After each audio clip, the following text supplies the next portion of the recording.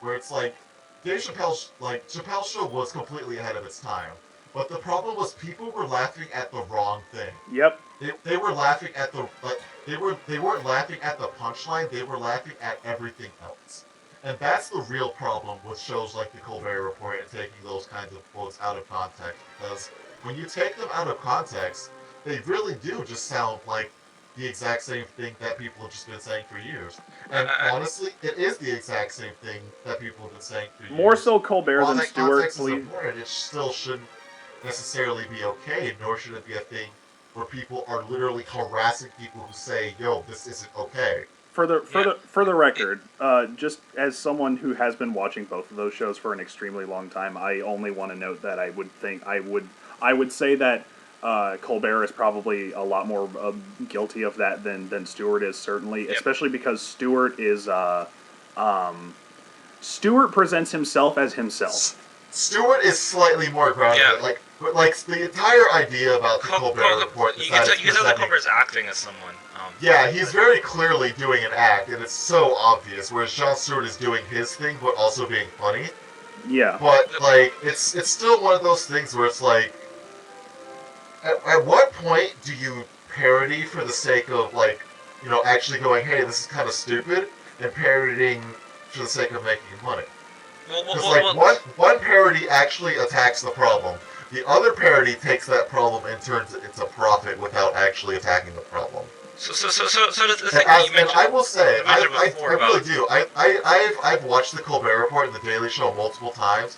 I've gotten a huge amount of entertainment out of both of those shows, but that doesn't stop any of the shit that they do from like being okay or being a thing they get away from. And like to the point where it's just like it's like even if you do like a thing, there has to be a point where you have to go, okay, maybe this particular element or this particular instance of an event may not be okay and maybe could have gone without. Well then you just then you come into the problem of calling the campaign cancel Colbert when you say that this is enough to get the whole thing taken off the air. Then it's just that's marketing, and I understand that. What? That's been coming for a while, and I think a lot of that started with the transphobia. It's just like when it came to the whole tweet that got fucking posted. I think that was kind of the point where people were like, okay, this is getting a little bit too ridiculous. Like to the point where it's just like one is like, okay, you're making fun of like trans people for a joke, and that's really not cool. But then it gets to a point where it's like, oh, well then once you start bringing everything else into it, your entire show just suddenly becomes like all you're doing at that point is just spouting off bigotry for 8 seasons.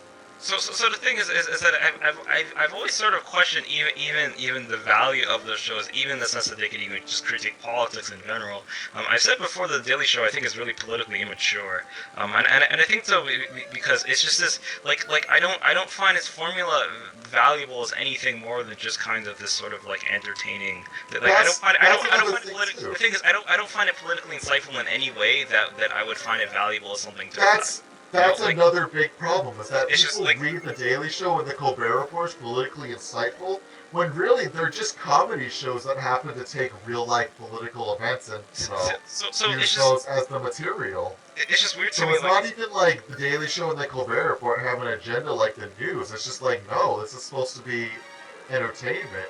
But when people start, like, taking real value out of the things that they say, like, granted, those shows have been right about political views multiple times, but that's just a thing that comes with the territory of talking about politics in any, like, perspective. Like, you can joke about politics and be right about them at the same time, much like how you can joke about politics and be completely fucking wrong. Yes. But, like, because of the fact that it has, like, a political stint, and so many people are so uneducated about politics, they automatically assume that because it's about politics, it's inherently, like, smart humor. Like, it's inherently fucking genius, and there has to be a huge message behind it. Yeah, and that's really not the case, just because it has something to do with politics. And you know what? I honestly think that they think that the people who look to things like the Colbert Report and the Daily Show for political insight are people who actually are very politically mature, in the sense that their politics don't really do anything more complicated than something that would necessitate just sitting there laughing at Republicans for an hour. You know what I mean? Like their that's politics are completely like it's just influenced on like shows rather I used to watch a Daily Show when I was like 16. Because when I was 16, I sat there and thought, I guess I don't like racism and sexism, and I just watched Daily Show, and I was like, how Republicans are dumb, and then I went to bed. Like that was my whole thing, you know what I mean? Like that's something you should grow out of in terms of thinking things as anything more than just kind of like straight entertainment. When it comes to that tweet, Cancel Colbert was weird for me. Mostly because again, because Sui Park did admit that she didn't actually want to cancel Colbert, right? It was just sort of a rhetorical strategy, which was weird to me. I felt that was a bit dirty. Exactly. It kind of rubbed me the wrong way. I really do. It rubbed me the wrong way a bit because it just felt like this thing on Twitter where it's like I'm just going to try to like rustle up as much energy as I can, regardless of how honest I'm being about its causes. Like it's like, I feel like a lot of that can loop over to like all the recent stuff that happened with Debbie Ever recently. Yes, that's like her complete fucking persona. Like she takes so much pride in literally just rustling people's feathers and pissing them off, and like doing whatever she can to make sure that like it doesn't matter how much shit she's starting as long as like she can be like, oh, well I'm gonna start shit and then I'm gonna be like, oh, but it's no big fucking deal because I did this thing and I was doing it for all the right reasons. And making an announcement because that's just how I feel and you shouldn't censor me because of that. And it's just like, no, maybe you're just kind of being an asshole. Yeah, so the thing about Debbie is really kind of weird.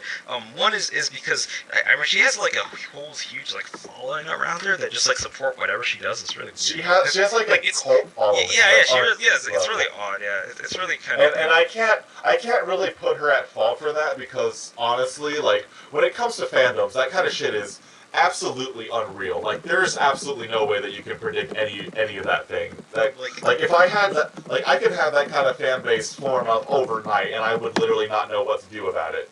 It's just and like it's like at that point it becomes like when you have that many voices telling you that what you're doing is right, even if what you're doing is wrong, you're gonna think that it's right, period, because that's just how it is. It's a weird thing. At the same time, it's just like there's a weird split between the way that Debbie Ever constantly presented herself as this sort of clear-cut SJ figure who constantly says the right things about racism, sexism, but clearly just occasionally would just spew just garbage, just spout this crap. It's like where does this stuff come from? Yeah, like it's just like it was so kind of jarring and weird to see that. Like when I tweeted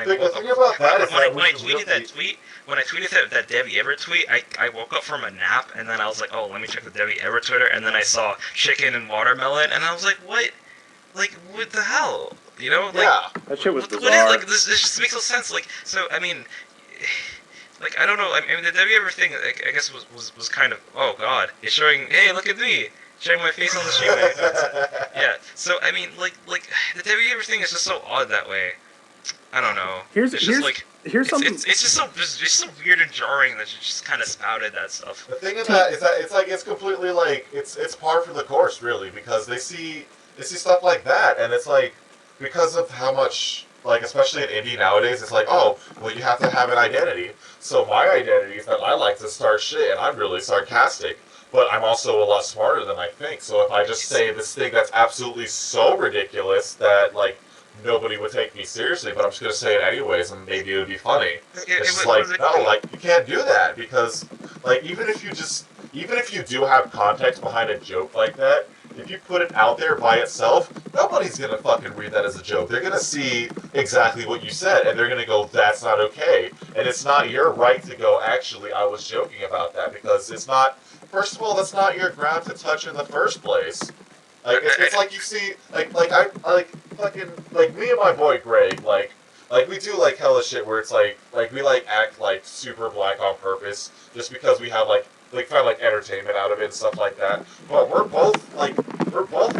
Like it's a thing that like we can do that because it's just part of our culture. But you can't go up and be like, hey, what about black people and chicken and watermelon and stuff like that, and expect that to be taken well, especially if you're a white person. Like, I don't even know why you would, like, think that's okay unless you're, like, watching a shit ton of stand-up comedy. the whole thing of her saying that was the point, which is that she was trying to sort of like undermine the whole idea of that not being okay. She was basically responding to criticism that maybe the stuff she said about depression was actually really out of line and really uncalled for by just kind of just saying like just like random obscenities, just trying to undermine. Yeah. So instead of being like, hey, maybe I said.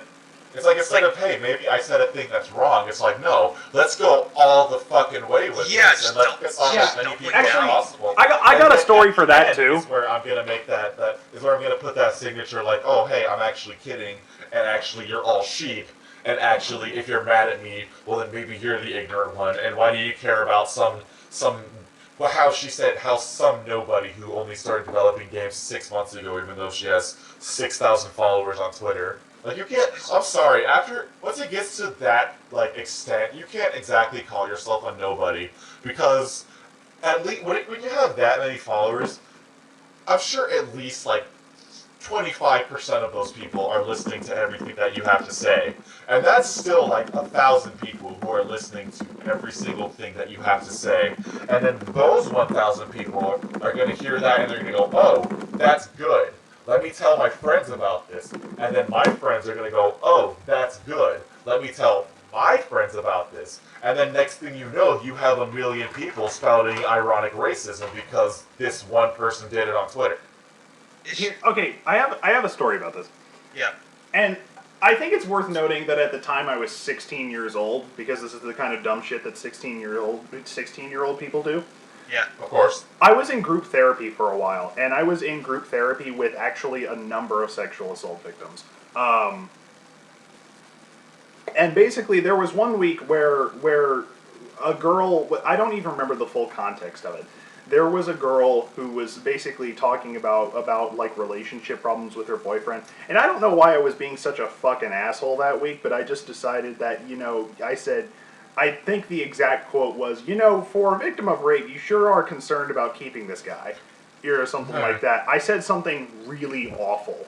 16-year-old Austin is 16-year-old Austin is not cool. Is not honestly, it's not cool. I would say not that cool, those kinds of things, like especially when it comes to like when you're like young and you don't really get it, like that's those half things, the point. They have like it's not necessarily like, oh, that's okay, but it's just like those things happen because you don't get it. You're raised in a society that doesn't get it. You're raised in a society that laughs at it. You're raised in a society that doesn't take it seriously. And it's just like to this point, you can't it's just one of those things where people have been taught this for so long that unlearning those kinds of things and understanding why those things are bad is incredibly difficult, especially if you have to do it by yourself, and especially if you have to do it by yourself while you have other people like that that are still reciprocating the exact kind of like harmful stuff like that you're trying to get rid of. So then it's it's like you're trying to find a balance at the same time. Being the person that people give a shit about while also not perpetuating these kinds of things in society. And especially when you're young, this is something that you're not necessarily thinking of, because when you're young, the thing that you care about the most is popularity. Like I was talking about this in high school with the comparisons to like black kids who have high GPAs that are less popular than white kids with high GPAs and vice versa. It's just like when you're young, you want to do whatever will get you attention. It's just like you may not even realize it, but like almost all of it is geared towards getting that attention, positive or negative. And some people like Debbie Everett just don't grow out of it. So they just keep on seeking that kind of attention and just keep on saying all this awful shit that they don't realize is awful because they're too busy going, oh, it doesn't matter because I want this attention and therefore I'm fighting for good, etc., etc., etc. Well, I guess what was the thing that hey, I'm still trying to finish the story for the record. Was that how when she got a lot of criticism for that, she turned that into a sort of her own victimization, saying, well, I'm the one here who's being censored, I'm the one here who's being attacked, I'm the one here who's being trying to put down by other people who are mobbing on me or something. Especially when Leaf at HIO actually went and talked to her.